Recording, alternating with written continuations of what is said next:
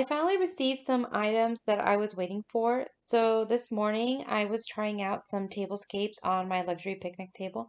Obviously, I recorded that. So I'm going to be making a few more luxury picnic tablescape videos for you guys.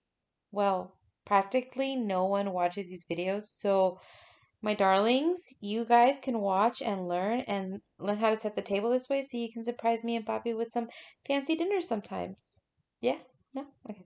Anyways, let's get started with what I pulled out. Here I have some white vases and the silver candle holders from Target, both of which I found at Goodwill. This box has the napkin rings. Here is the silver and gold charger plates. I have the round whitish placemats that I didn't use. The plates are from IKEA and silver and gold flatware. The glassware is from Dollar Tree.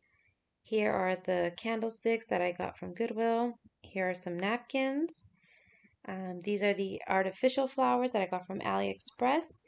And the chiffon table runners. Most of them were also from AliExpress. Here are the artificial flowers from AliExpress, as well as the artificial greenery, the willow and silver dollar eucalyptus.